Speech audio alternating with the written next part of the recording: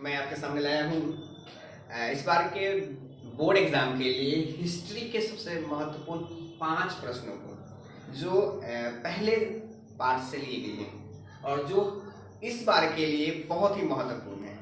तो चलिए देखते हैं इस 5 क्वेश्चन को बारी बारी से और इसके बारे में समझते हैं, इस प्रश्न का जवाब ढूंढने की कोशिश करते हैं। तो देखिए कि यहाँ फर्स्ट क्वेश्चन है कि पुरातत्व से आप क्या समझते हैं। क्या है? पुरातत्व से आप क्या समझते हैं। तो देखिए पुरातत्व कह सकते हैं कि विभाग है, कहेंगे कि पुरातत्व वह विज्ञान है, ठीक है, पुरातत्व वह विज्ञान है जिसके माध्यम से हम धरती के गर्भ में, अर्थात कि कोई वस्तु अगर धरती के अंदर दब जाती है तो उस वस्तु को क्या करते हैं, निकालते हैं और निकालने के बाद हम उसके क्या करते हैं, उसके जीवन के बारे में जानकारी प्राप्त करते हैं, ठीक है, उनके उस वस्तु के बारे में हम जानकारी प्राप्त करते हैं, तो वही क्या कहलाता है, पुरातत्व कहलाता है। तो इसका आंसर अगर हम देना चाहते हैं तो कहेंगे कि पुरातत्व वह विज्ञान है जिसके माध्यम से धरती के गर्भ में छिपी हुई वस्तुओं की खुदाई करके उनके बारे में जो ज्ञान प्राप्त किया जाता है वही क्या है, पुरातत्व है। कहेंगे, फिर से सुनिएगा कि पुरातत्व वह विज्ञान है जिसके माध्यम से धरती के गर्भ में अगर कोई वस्तु है तो उसकी खुदाई करके उसे निकाल करके जो ज्ञान प्राप्त किया जाता है वही हमारा क्या है, पुरातत्व है, वही हमारा क्या है, पुरातत्व है।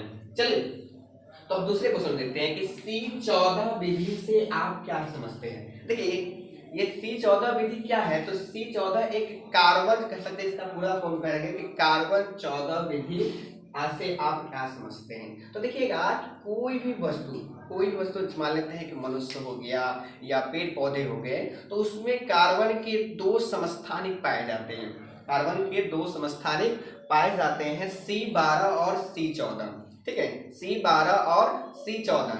इसमें क्या हो जाता है कि ये जब कहीं दब जाते हैं या कह सकते हैं किसी जगह पर रख दिए जाते हैं, मतलब ये हमारा शरीर जब कह सकते हैं कोई जीव जंतु कब मतलब मर जाता है ना, उसका अस्तित्व समाप्त हो जाता है, तो उसके बाद वह जिस अवस्था में पड़ा रहता है तो वह एक ऐसा समय आता है जिसमें कहेंगे कि C12 है ना, C कार्बन, देखिए हमारे शरीर में C12 और C14 2 समान मात्रा में कार्बन के रूप पाए जाते हैं, है ना।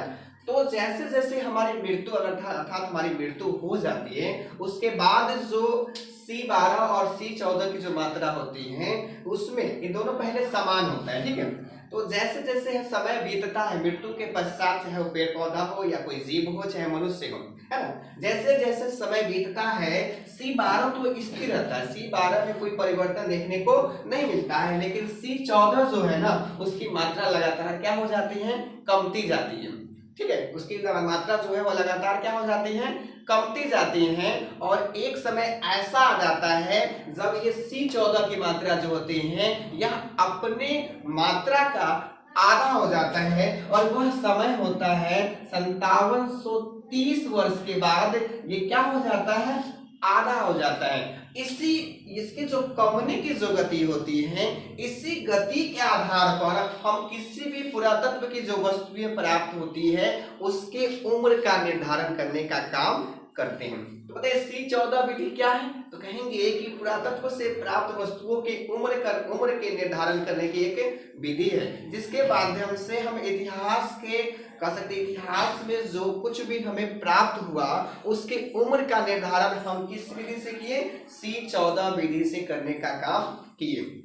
तो फिर से इसका आंसर देखते हैं, तो कहेंगे कि C14 विधि से आप क्या समझते हैं। तो आंसर देखते हैं कि C14 विधि एक आयु निर्धारण की विधि है जिसके माध्यम से हम पुरातत्व से प्राप्त की गई वस्तु का उम्र ज्ञात करते हैं।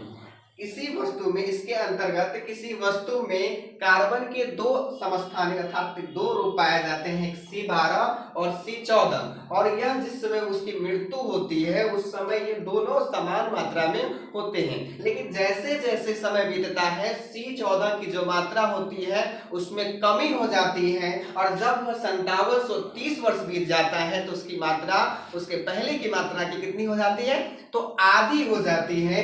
और इस आधे में जो कमी अर्थात कि ये जो 5730 वर्ष बाद जो आधी होती है, जिसके कमने की जो गति होती है, उस गति के अनुसार हम किसी वस्तु की उम्र का निर्धारण करते हैं। ठीक है, क्लियर हो गया। चलिए आगे चलते हैं कि ये देखिए अगला क्वेश्चन हमारा है कि सिंधु घाटी सभ्यता के नगर योजना पर प्रकाश डाले। सिंधु घाटी सभ्यता के नगर योजना पर प्रकाश डाले। देखिए दोस्तों, तो सबसे पहले कि ये सिंधु सभ्यता क्या थी, है ना। तो सिंधु सभ्यता जो थी ना, हमारे प्राचीन सभ्यता में सबसे एक सुंदर सभ्यता के तौर पर जानी गई, है ना। और यहाँ के जो नगर थे, यहाँ के जो नगर बनाए गए थे, अर्थात नगरों को जो बसाया गया था ना, वो बड़ा ही व्यवस्थित ढंग से किया गया था। बड़ा ही व्यवस्थित ढंग से जो सड़कें थी, जो घर थे, जो नाले थे, या जो भी कर सकते हैं ना उस समय जो कर सकते हैं, मतलब एक तरह का जिस तरह का कर सकते हैं कि जिस तरह से मतलब किसी नगर को बसाने की जो कला थी, आज भी हमारे यहाँ वैसे व्यवस्था देखने को नहीं मिलती। वहाँ की जो कह सकते हैं कि सिंधु सभ्यता के अंतर्गत जो नगर योजना थी, वहाँ में उस नगर योजना में सबसे महत्वपूर्ण थी वहाँ की सड़कें। जो वहाँ की सड़कें जो थी ना, वो काफी चौड़ी थी, लगभग 4 मीटर से, मतलब जो छोटी सड़कें होती थी वो 4 मीटर, और जो बड़ी सड़कें होती थी कम से कम वो 10 मीटर वो चौड़ी हुआ करती थी। और उसकी बड़ी एक खासियत ये क्या है कि आज हम लोग की सड़क जो होती है वो कहीं से भी मुड़ जाती है ना, लेकिन उस समय वो ऐसी विधि नहीं थी। उस समय जो सड़कें होती थी ना, वह आपस में एक दूसरे को हमेशा वह समकोण पर काटती थी। कैसे काटती थी? हमेशा समकोण पर काटती थी। मान लेते हैं कि इस तरह से इसको अब इसके ड्राइंग के माध्यम से इसको हम समझाना चाहते हैं, तो इसमें देखिएगा ध्यान से कि किस तरीके से सड़कें हुआ करती थी। तो मान लेते हैं कि ये हमारी एक चौड़ी सड़कें होती थी, ठीक है, ये एक चौड़ी सड़कें होती थी, और यहाँ ये मुख्य सड़कें मानी जाती थी, और यह सड़कें लगभग 10 मीटर के आसपास चौड़ी हुआ करती थी। उस समय देखिए, सोचिए कि उस समय 10 मीटर, जब कोई गाड़ी नहीं थी, कोई इलेक्ट्रॉनिक वाहन नहीं थी, तो वो कितने बड़े रहे होंगे। उसके बाद वहां की जो घरें थी, है ना, वो घरें एक दूसरे पर कैसे काटती थी?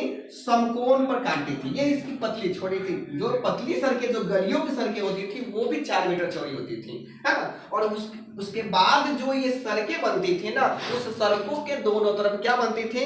नालियां बनाई जाती थी। क्या बनाई जाती थी? सड़कों के दोनों तरफ नालियां बनाई जाती थी। और नाले देखिए, आज हमारे यहाँ सरकार क्या करती है? नालियां बनाती है लेकिन खुले में छोड़ देती है, या नालियां बनती है तो सड़क से ऊपर नालियां होती हैं, लेकिन ऐसा नहीं था।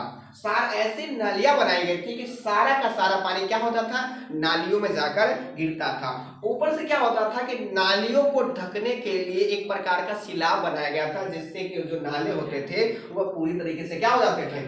ढक जाते थे, है ना। इसके बाद के यही क्या है कि इस तरह से क्या हुआ कि उस जो वहां अर्थात देखिए घरों की बात करते हैं, तो घरों भी जो थी ना, वो सबके एक जैसे घर थी।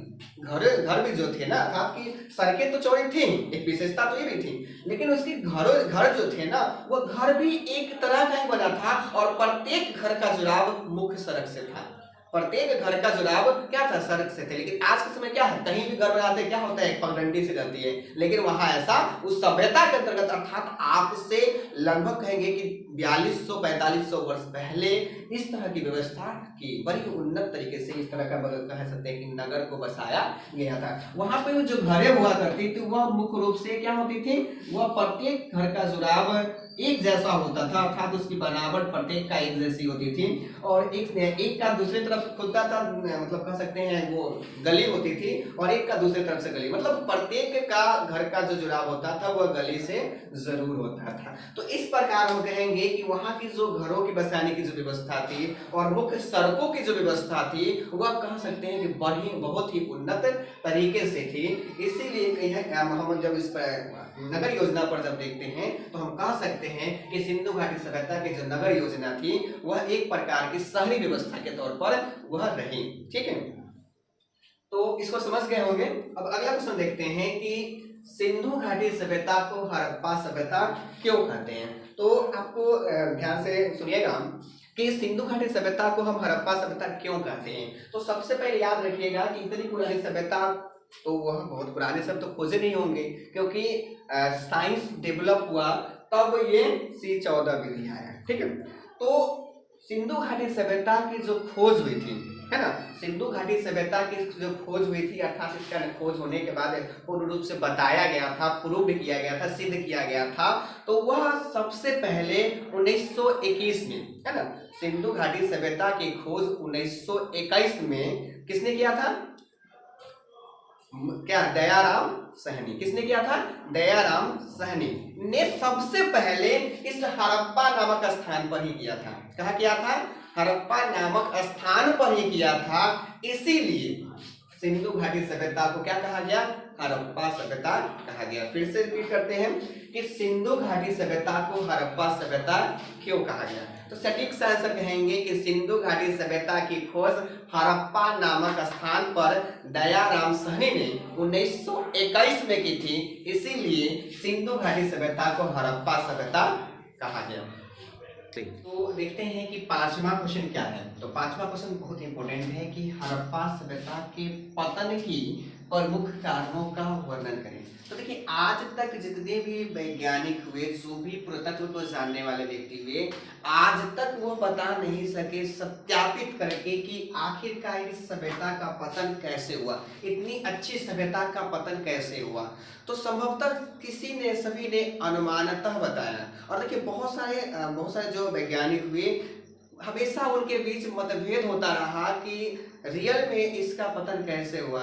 तो सबने अलग अलग परिभाषा, सबने इसको अलग अलग तरीके से बताने का काम किया कि आखिरकार इस सभ्यता का पतन किस प्रकार हुआ। तो संभवतः अनुमान लगाया गया, सबने अपने विचार दिए, तो सबने संभवतः अनुमान लगाया कि जो हड़प्पा, सिंधु घाटी से हड़प्पा सभ्यता के जो क्षेत्र थे, उन क्षेत्र में एक भूकंप आया, ठीक है, एक भूकंप आया जिसके कारण धरती क्या हो गई? ऊपर से नीचे हो गई, और इस सभ्यता का क्या हो गया? पतन हो गया। पहले कारण तो हो गया। अगर मतलब बहुत सारे दूसरे जो वैज्ञानिक हुए, सबने अलग अलग परिभाषा दी। दूसरे वैज्ञानिक जो हुए, उन्होंने अर्थात कि दूसरे की कहे, मतलब ऐसा अनुमान रहा कि इस क्षेत्र में बाढ़ है ना, भयानक बाढ़ आया, जिसके कारण सभी लोग उसमें क्या हो गए? बह गए, ठीक है। इसके बाद तीसरे कारण में इसके तौर पर देखते हैं, तो ऐसा भी अनुमान लगाया गया कि इस क्षेत्र में इतने सूखा पड़े जिसके कारण यहाँ न कृषि कार्य किए जा सके, न पशुपालन किए जा सके, जिसके कारण बहुत सारे लोग यहाँ से पलायन कर गए, दूसरी जगह चले गए, इस सभ्यता को छोड़कर दूसरी जगह वह चले गए। संभवतः यह भी अनुमान लगाया गया कि जो सिंधु नदी उसके किनारे से बहती थी, ये सिंधु नदी की जो धारा थी वह क्या हो गई? उससे जहाँ पे लोग रहते थे उस तरफ वह मुड़ गई, और सारे लोग उसमें क्या हो गए? बह गए। संभवतः ये भी अनुमान लगाया गया कि उस हड़प्पा जो सिंधु सभ्यता के अंतर्गत जो क्षेत्र हुए, उन क्षेत्र में वर्षा की कमी हो गई, है ना, वर्षा की कमी हो गई, जिसके कारण वहां न कृषि कार्य ढंग से हो पाते थे, न ही पशुपालन हो पाते थे। तो जिसके कारण लोग इस जगह को छोड़कर जहां कृषि कार्य करना उचित हुआ, अर्थात जहां कृषि कार्य करना आसान हुआ, उस जगह पर वह चले गए। और संभवतः माना गया कि इस प्रकार इस सभ्यता का क्या हुआ? पतन हुआ होगा।